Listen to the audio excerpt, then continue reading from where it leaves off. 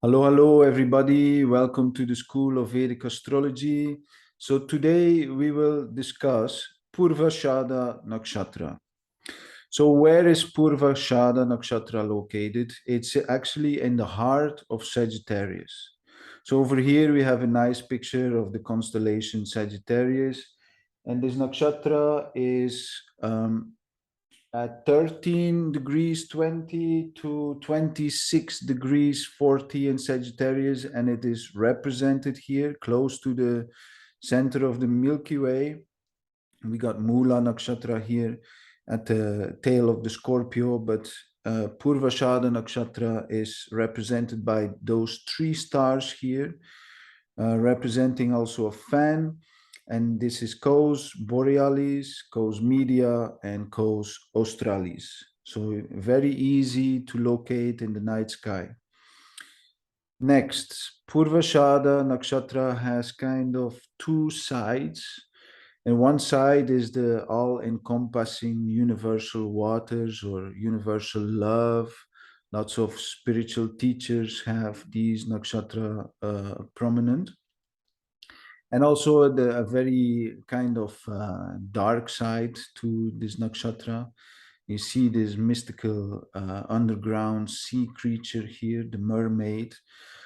So we will discuss all of this in great detail. Now, when it comes to the Navamsha padas here, the first pada is in Leo Navamsha. The sun is kind of strong in this nakshatra. And there's no planets really receiving weaknesses. Then the second pada is the Virgo Navamsha, and Mercury becomes very strong because we will see that these natives have quite a strong intellect. And also the Venus becomes then debilitated while Mercury is in its own house in exaltation. Libra, the third pada, Libra Navamsha, Venus and Saturn becomes strong, especially also Venus here can receive lots of strength. And the Sun is then debilitated while Saturn reaches an exaltation point. And then the fourth pada, this is quite a pada of concern when you have other malefic influences in the chart. If you have Rahu in the fourth pada or Mars, we will see that at the end of the presentation, it can have certain deep afflictions. So Ketu kind of receives some strength here because it's moksha orientated nakshatra, but can also be very fierce. And Moon, then the mind becomes completely weakened. So all of this is very important information when it comes to analyzing this position in the sky. So then you want to analyze the Sanskrit translation. So the first translation is the former invincible one. So Purva means former and invincible one. The second translation is the former undefeated one, the former unsubdued, and also another ancient name for Purva Ashadha is Prabhu or master. The classification, the deity is Apah. This is a water goddess. The symbol is a fan in order to protect, instigate fire, make wind to create fire. The Shakti is the power to energize. We will see this also a bit later. The Guna is Raja, and lots of passion there. Gana is Manusha. The caste is Brahmin. We will speak on this. Dosha is Pitta. And the quality is Ugra, motivation, moksha, element wind, and the planetary ruler is Venus. So now we will see this a little bit in more detail.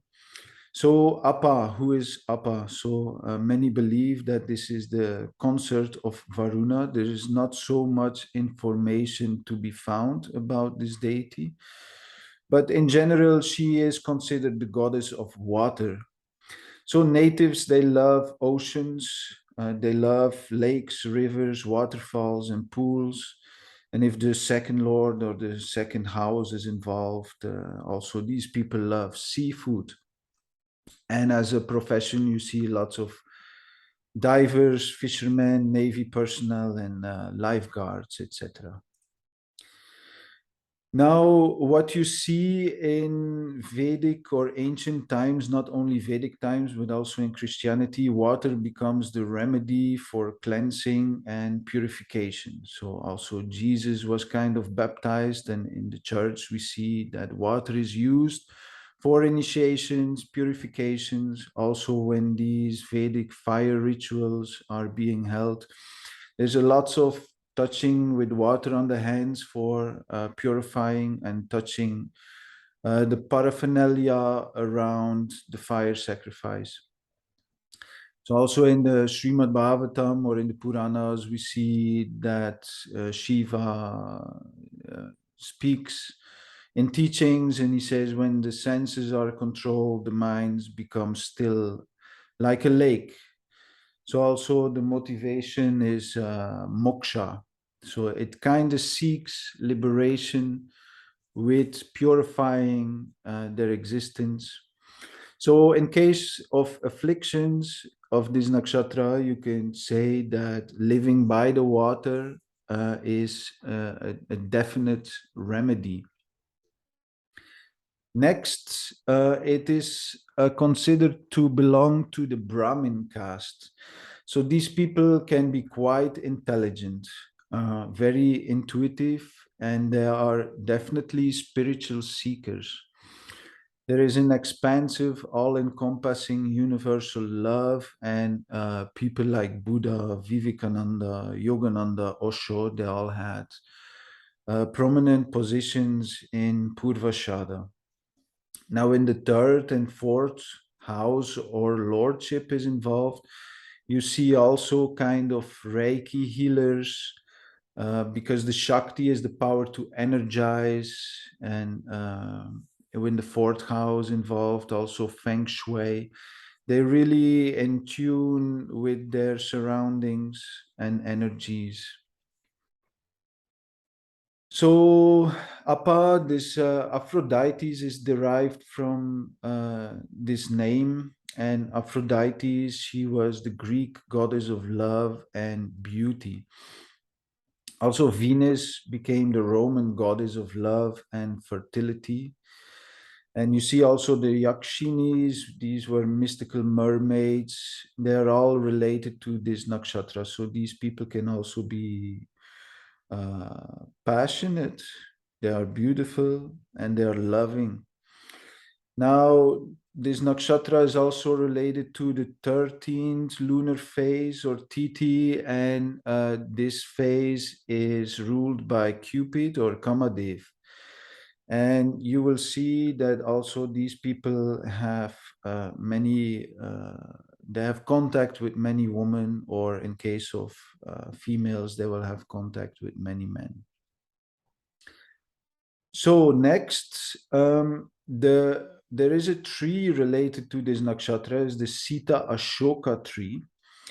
And this comes from an Itihasi story. I think the Ramayana, we have Queen Sita, the wife of King Ram. She was hiding in the forest at some point where her associates were about to conquer Lanka. And she stayed in a forest with lots of Sita Ashoka trees. So in these forests, you had some celestial beings, which were referred to as the Yakshas. And these were a broad class of nature spirits, usually benevolent, but sometimes mischievous or capricious, connected with water, fertility, again, the trees, forest, treasure, and wilderness. So also nature can be a good remedy for people who suffer from malefic influences. Now, the king of the Yakshas was a god named Kuvera, and he was the god of wealth, treasure, and artha. And these natives with Purva Ashadha prominent, they can become very wealthy, but in a later part of life. Because in the early childhood, these natives have problems with parents, teachers, and bosses, because there's kind of a shadow side to this nakshatra, but we will speak about this a little bit later. In general, natives become great debaters with strong opinions, and they are loved by the public. They are negotiators with a philosophical, a logical, and a metaphysical mindset. These natives, they tend to be frank, they are joyous, generous, and loyal, with extremely loyal, with a tendency for long arguments. Natives have a kind heart for others and are ready to help anyone out in times of difficulty, and friends will always come to aid in times of crisis. Natives tend to forgive people around them and come to a resolve, creating peace and harmony in relationships. So this is all very nice. Now, the shadow side of this nakshatra, these natives, because they're so strong debaters, they sometimes feel they cannot lose, and they will not care about others' opinion, and they pretty much will just do what they want. Now, when it then goes even further downside, there is this Ugra qualification, which can be very fierce and severe, because the symbol is a fan, and what a fan does, it creates wind to instigate fire, and the element is wind, Apah, the water goddess. So if you put wind and oceans together with a fan, it creates storm.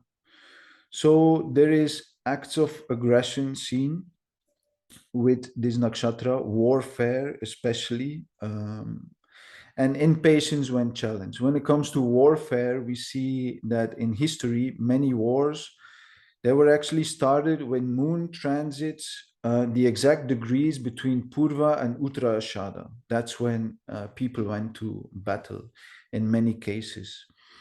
So can be quite aggressive at times. Natives can have a short temper, which can be triggered, and they can become impatient, arrogant in actions and words. Natives should avoid taking important steps and decisions in life when they are angry, because the outcome will hardly be fruitful. So this is kind of a shadow side. Now, for when it comes to complete destruction, some people with prominent Purva Ashadha, there's actually a serial killer here who had Mars and Jupiter here in Purva Ashadha, Edmund Kemper, with Mercury and Sun in the same house in Mula, trining Saturn in Purva Palguni. His moon in the 12th house in Pusha, and you see also the 12th lordship in the Navamsha. So this serial killer, yeah, he was highly intellectual, by the way. This is an interesting observation. You also see Rahu here in the 9th house in Ashwini trining this whole party in the 5th house. But this person, he used to just pick up hijacking girls on the road in America, and then he would also have intercourse with the dead body. So a kind of a very deep chart here. Also, Adolf Hitler, he has his moon and Jupiter here with Ketu in Purva Ashadha in the 3rd house. And you see Mars and Venus in Bharani here in the 7th house, but also a Rahu in the 9th house position. So these are quite interesting charts when it comes to going completely overboard. And when you go overboard with this nakshatra, there is kind of a superiority complex, there is dictatorship, there is narcissism, there is overindulgence, there is also seclusion. You also saw that Hitler, he went to the mountains. He had a home somewhere in the Swiss mountains, and there's many times he just went there with his wife and his most close associates. So these still waters, even though when the mind is controlled or the senses are controlled, the mind is at peace, still these waters have very deep grounds. So, okay, everybody, this was my presentation for Purva Ashadha. I hope this helps. You can follow us on the Instagram, where I do mostly the uploads on the new moon and full moon cycles, and also give elaborate descriptions on the eclipses to come. So I'll see you in the next video.